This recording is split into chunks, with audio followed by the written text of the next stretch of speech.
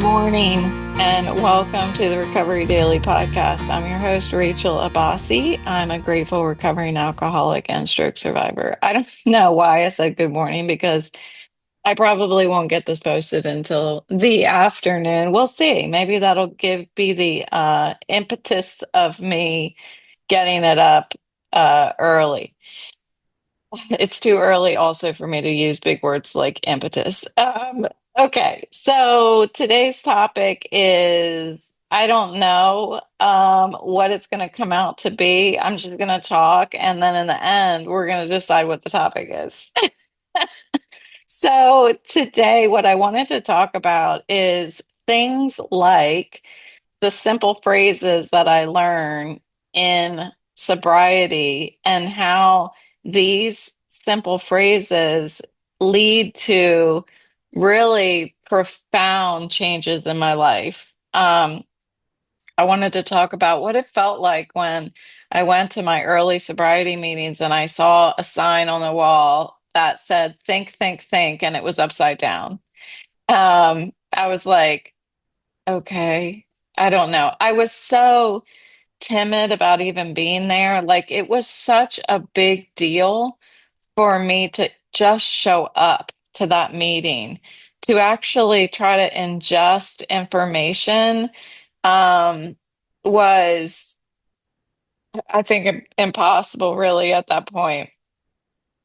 So I wanted to talk a little bit about that. I wanted to talk about um, taking suggestions in recovery and what my experience was with that. So we'll kind of float around a little bit, but that's what's swimming around for me today. That's what my topics in my meetings were this morning. So that's where my head is at. So when I first decided to go to my sobriety meetings, that alone felt like the biggest decision of my life. It felt like um, it was the most difficult thing I had ever done in my life. That's what it felt like at the time. You remember as we grow up and you think back to different things that you are required to do. There's no other way around it. You have to do this. And you're like, this is the hardest thing I'm ever going to have to do. And then a couple years later, you do something else that's the hardest thing that you'll ever have to do. That's what it felt like to go to my meeting. If you were to tell me when I went to my meeting that, you know, whatever was going to happen next in my life was going to happen, I would be scared out of my mind. I would probably have been like, "Bah, I can't do this not drinking thing. There's no way I can do that without drinking." But when I got a divorce, that felt like the hardest thing I was ever going to have to do until I had to get sober. And then that was the hardest thing I was going to ever have to do. And then losing my job and going on disability and figuring out how to repurpose my life, that became the hardest thing that I've ever had to do. So it's interesting to me as I think back to all of this stuff and how related that is, that going to the meeting alone felt like the hardest thing I was going to ever have to do. So that was all I could do, was just show up. And regardless of what people were telling me, get a sponsor, maybe get a therapist, go to detox. I mean, people didn't suggest that until later, and I'm kind of glad that they didn't because that would have been just totally overwhelming to me. It was hard enough to just show up to a meeting. Um, but what I was sharing about this morning was I didn't know when I showed up to a meeting for the first time that eventually I would have to go all in. What I thought was that I could do this a little half-assed because I'm really smart. You know, all these people may have to do all this stuff, but I can catch on really fast. And I know I've talked about that recently. But it bears repeating. Like I had to do everything. And the only way that I could be backed up against the wall to do everything that was suggested to me was to try each thing one at a time, like adding one thing at a time, like a recipe, now I'm gonna add the onions, stir that around for a little bit.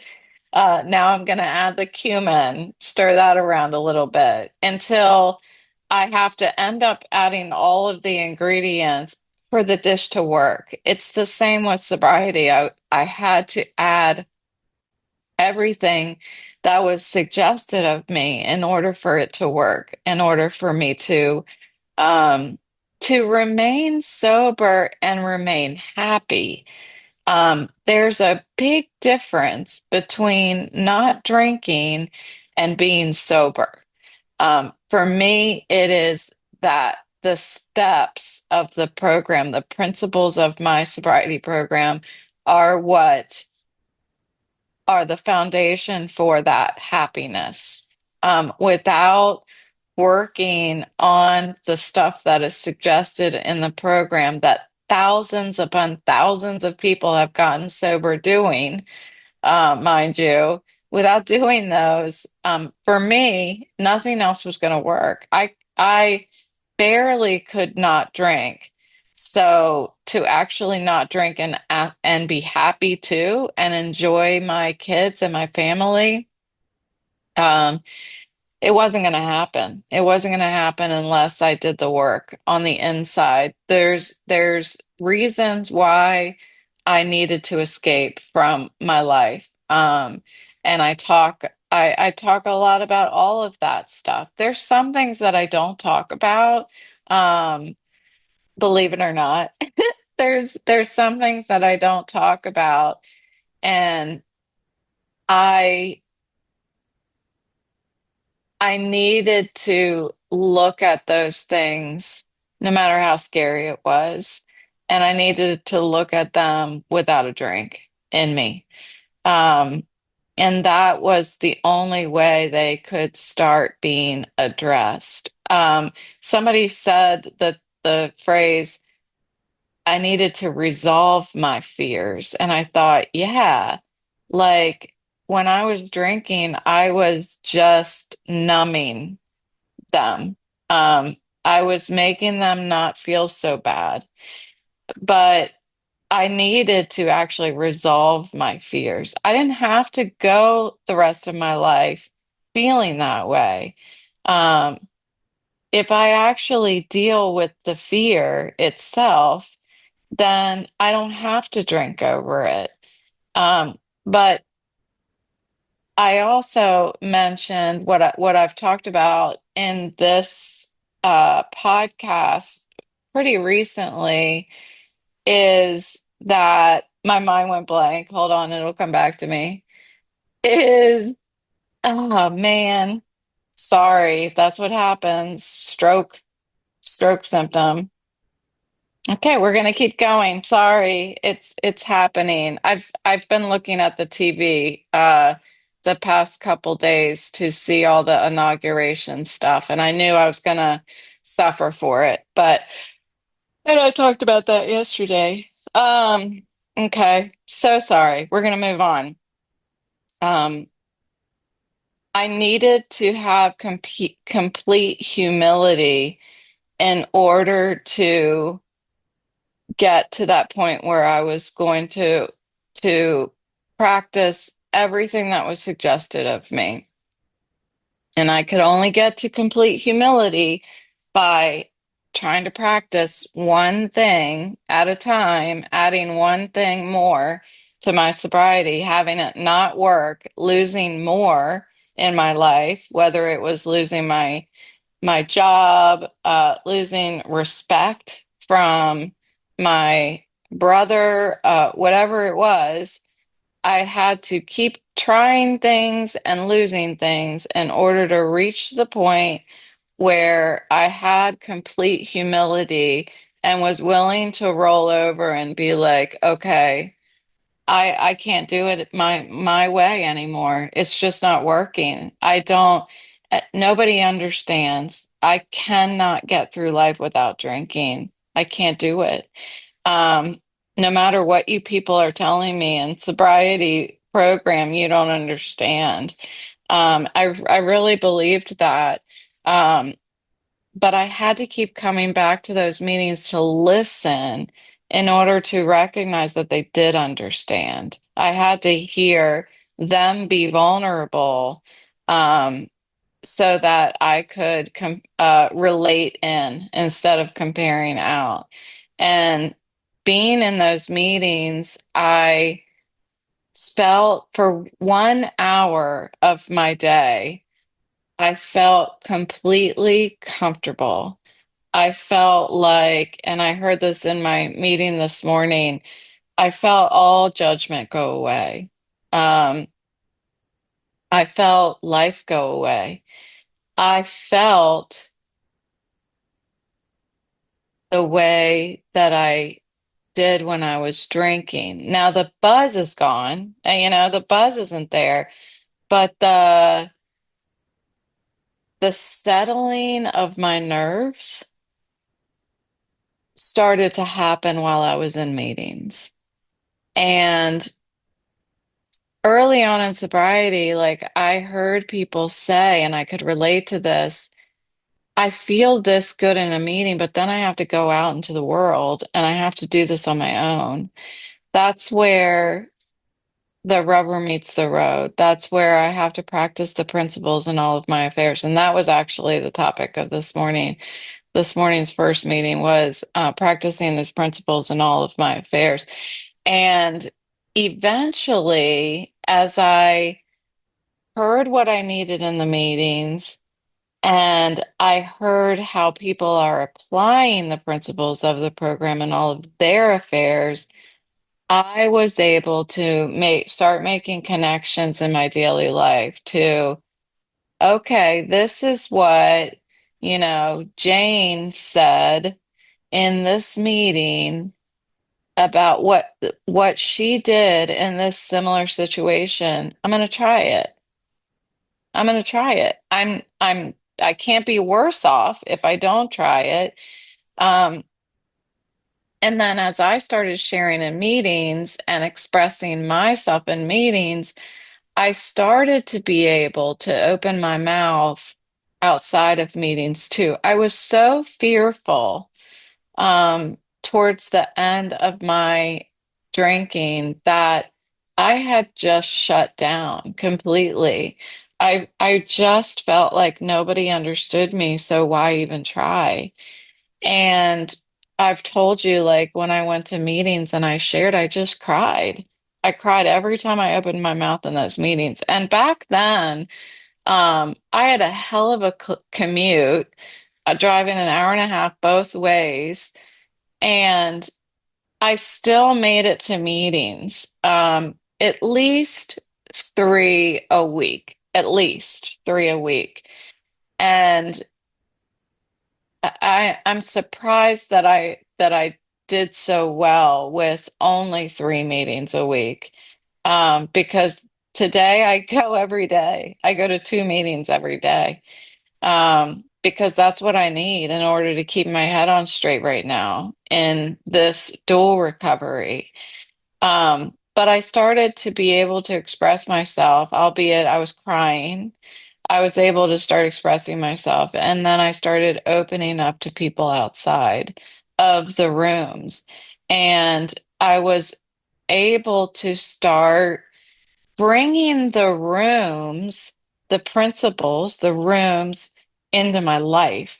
Instead of me just going into the room, I was opening my life up to what was happening in the rooms. And eventually, I actually stopped feeling, um, I guess, embarrassed about being in the rooms. And I started sharing with a couple people around me what was happening. I would share with the HR, new HR director at work, or I would start attending little things outside of meetings, and I could see the effects of applying the principles in all of my affairs.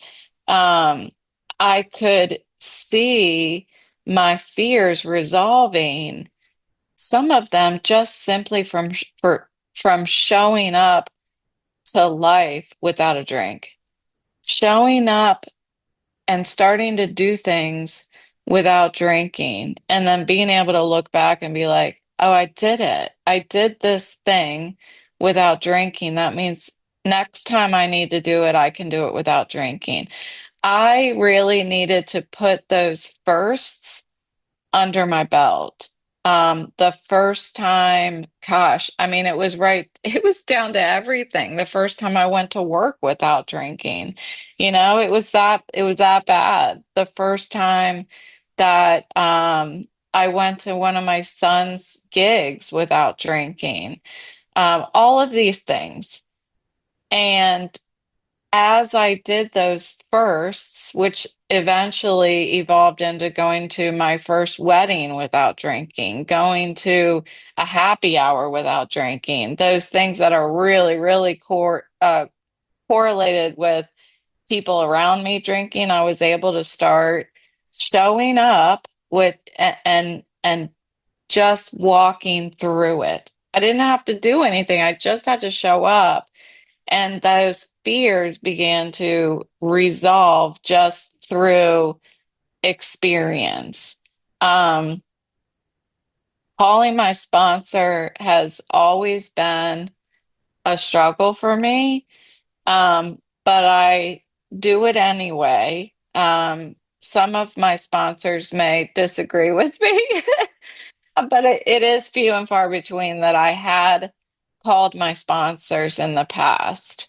I'm getting much better at it all of a sudden. I don't know why. Maybe I just have the right sponsor for the time in my life right now. And I really enjoy being able to toss ideas back and forth and listen to her experiences. And my sponsor asks me lots of questions, and I really, really enjoy that. It makes me feel less like I need to entertain. I think that's why I don't like picking up the phone, because I feel like when I'm picking up the phone, whoever I'm about to talk to, I have to entertain them. And I don't know why I feel that way, but I'm getting through experience, I'm starting to resolve that fear. And again, the only way I can do that is to do it. I saw something on LinkedIn. I think I shared it with you guys that if you're scared, I'm totally gonna destroy what the phrase was, but it was something to the effect of, if you're afraid to do something, do it scared. It doesn't mean that you avoid it. You just do it scared. That's what courage looks like. Um, Procrastination is something similar to avoidance for me. Procrastination is eventually doing something, but if I'm procrastinating, I'm not working the principles in all of my affairs, just period. When I'm working the principles in all of my affairs, when that means when I need to do something, I get up and do it. I turn off my wanter and I do it. Um, and a lot of that, as I talked about yesterday, is associated with acceptance, accepting what my circumstances are and doing it, whether I'm scared or not. Saying, okay, well, this is it. There's no shortcut around this. The only way uh, to it is through it. It's funny. Pause there for a second. My sponsor says the only way through it is through it. And I've always said the only way to it is through it. And the only way through it is through it makes more sense to me, because the only way to it is through it. I'm not really sure. I always envisioned it was the only way to it, like to the solution is through the problem.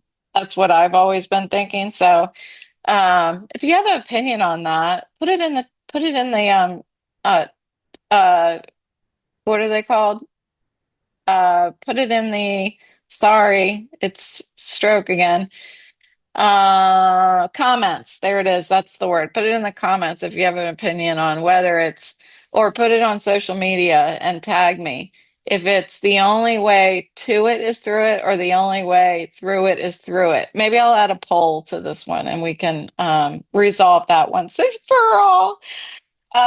Okay, so accepting my circumstances and then saying, yep, I'm going to do it anyway. Somebody today also said something about fear of tomorrow and fear of right now. And I was like, wow, yeah, fear of right now really hits home for me.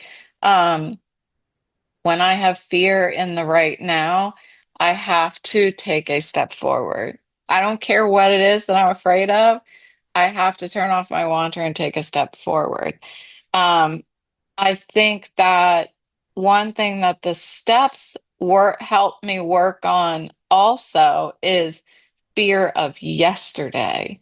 And that's quite a concept, I think. It's something that really resonates for me that I will not regret the past nor wish to shut the door on it. That for me is resolving my fears of yesterday. And I think that's pretty powerful, at least in my story, it is. Um,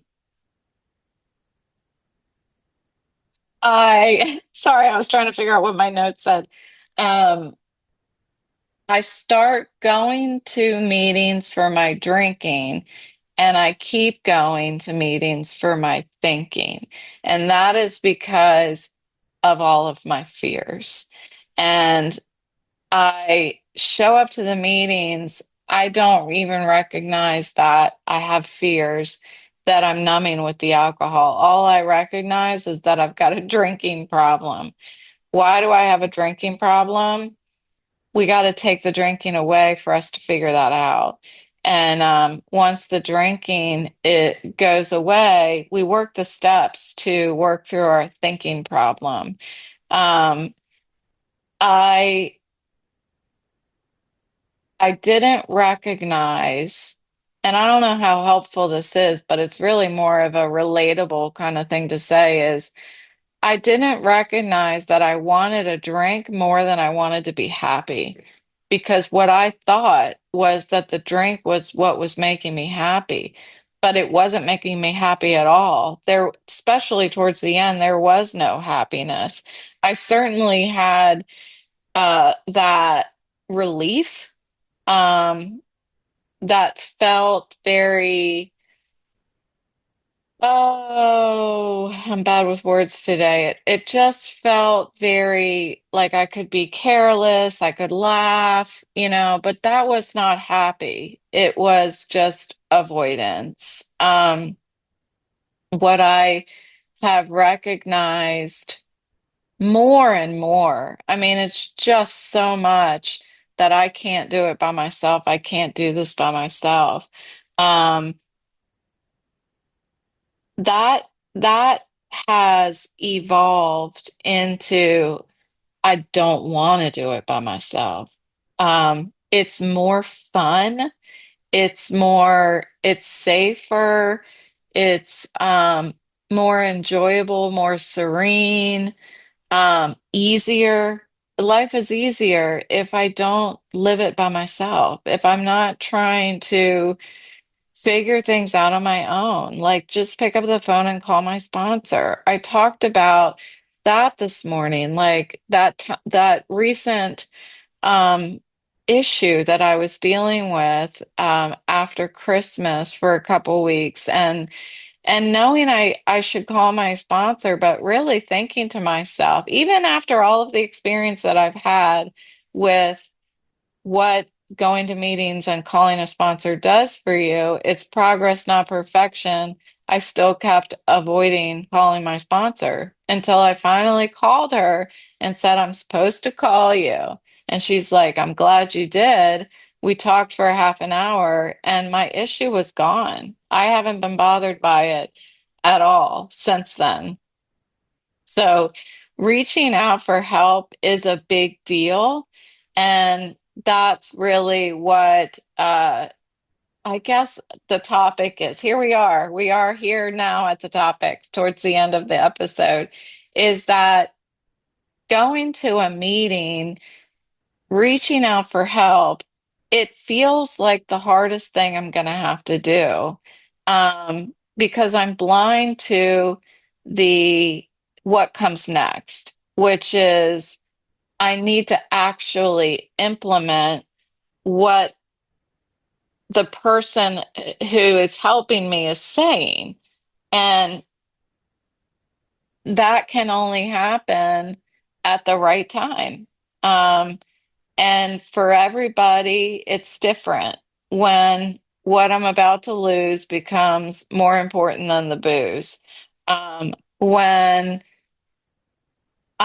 when my desire to be happy becomes more important than the drink, all of that stuff. I needed to become completely humble and be willing to do whatever it took because I was left with nothing. What I considered in my life to be nothing. And nothing means different things to different people. Um, I needed to take little steps at a time, like that recipe, to add ingredients one at a time, add suggestions one at a time until eventually I ended up being all in for my sobriety program. And that's when my sobriety came together and really started working, when I started practicing the principles in all of my affairs. Um, yes, I wish, and there are some people who go into the sobriety program and they don't add one piece of the recipe one at a time and stir it all together, eventually having added everything. Some people just have add it all to the bowl at all the same time and it works. And they have, they are able to stay sober and happy, emotionally and physically sober. It's different for everybody. I wish we could bottle it and hand that out instead of booze, but alas, it takes work for not just to get here, but to stay here, to keep hitting play when you show up and listen to my episode. Like, it took a lot more effort to try to listen the first time than it does to try to listen today and just be a part of our each other's lives. And I love it. It was so hard for me to start recording this podcast, but now I just show up every day and I really turn off that thinker. Um, the thinker that tells me I'm not good enough to record what I have to say and have it impact anyone. Um, it's still there, that insecurity, but I have to turn it off in order to stay emotionally sober and show up here and at my meetings and do what it takes, do the work that it takes, practice the principles in all of my affairs. So, thanks for listening today. I'm going to rest a lot today because I really did too much over the past couple days using my eyes. I'm having a hard time really using them at all right now. So, um, thanks for listening. Thanks for showing up, and I'll talk to you tomorrow.